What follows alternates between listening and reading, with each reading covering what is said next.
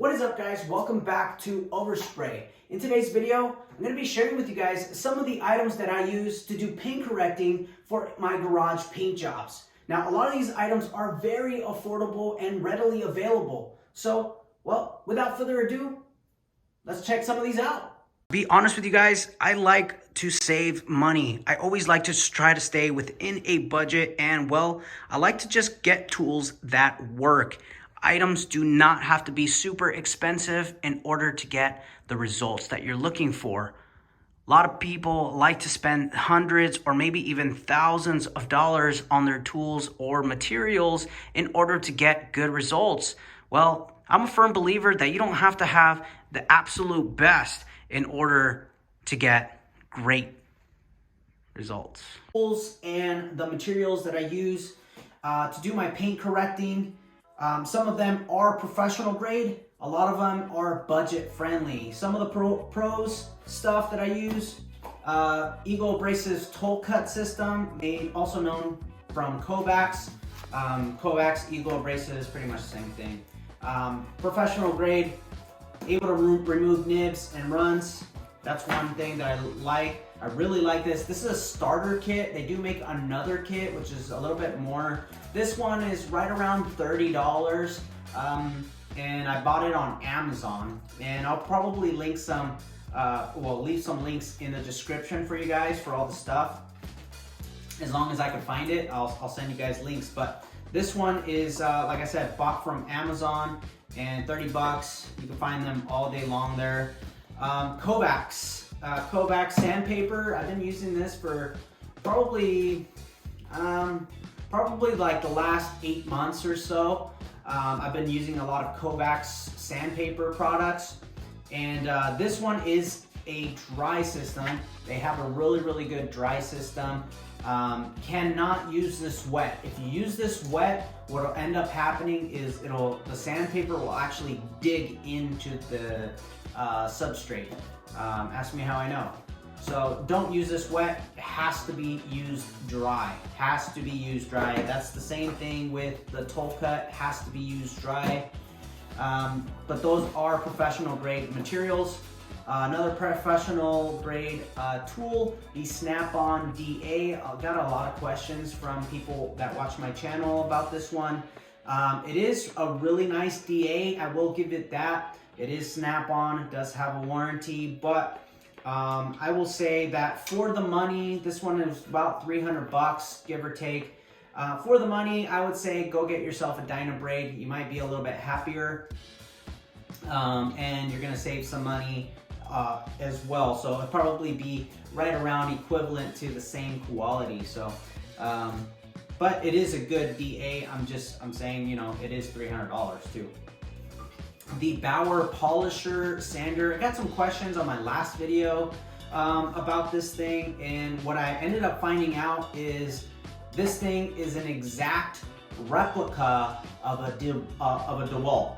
The same specifications, the same RPM, pretty much identical.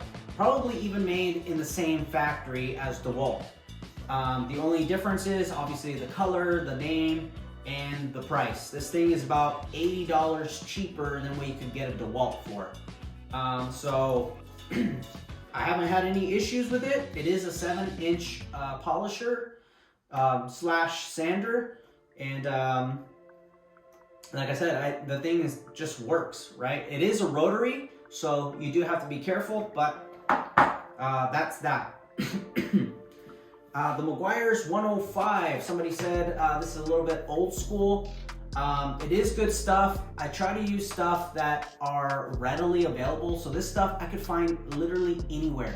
I like to go to Harbor Freight a lot. The Meguiars 105 is available on Harbor Freight. I could literally go pick this thing up, these pads, and then pick up this.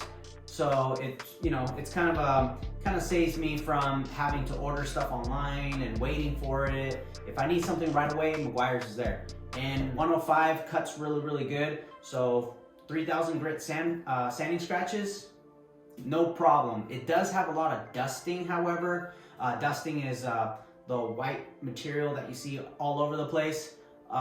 There's a lot of dusting with that, but they do make another product that you spray with it that will keep the dusting down. But yeah, as far as the finishing polishes that I use, Menzerna is the way for me for now on.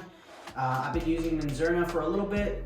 A detailing company named Mezzo actually sponsored me, sent me a bunch of Menzerna products, and from now on, I'm a Menzerna believer. I like Menzerna.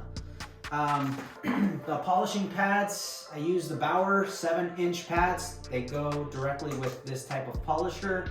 The coarse pad needs to be very lubricated with a lot of material.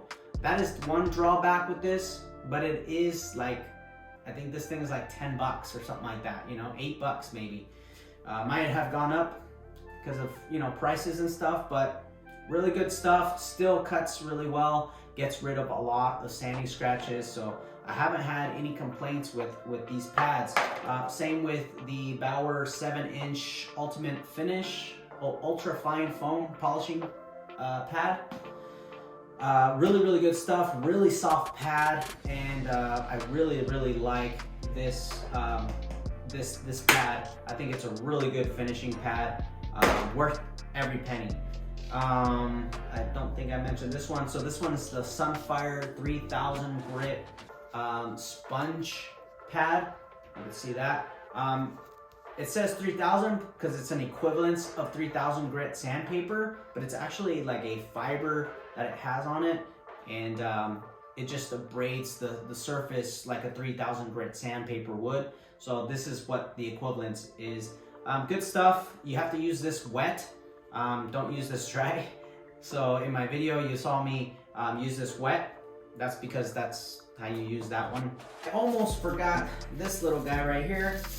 This is the SnapOn polisher slash sander.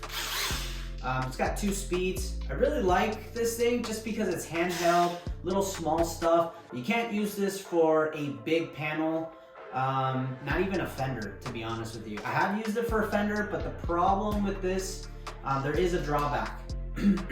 Because it's not a brushless model, this thing gets really hot and will shut down.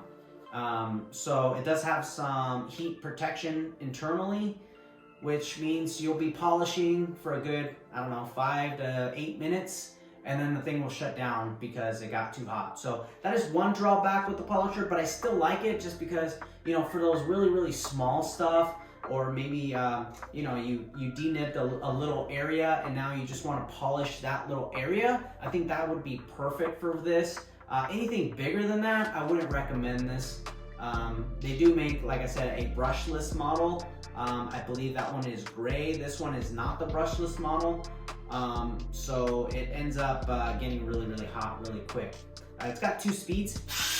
You can hear that one, and very much higher. I don't know what the RPM is. Oh, 3,500 all the way up to 15,000. So there you go with that one. And yeah, that's pretty much it.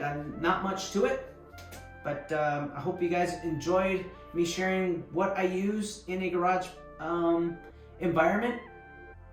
Everything is pretty affordable for the most part, except for the sander, but I think everything else very inexpensive, and I think you guys will be happy with your results if you guys end up using these products. So anyway guys, I hope you guys stay spraying, stay wrenching, stay polishing, and we'll catch you guys on the next one. See ya.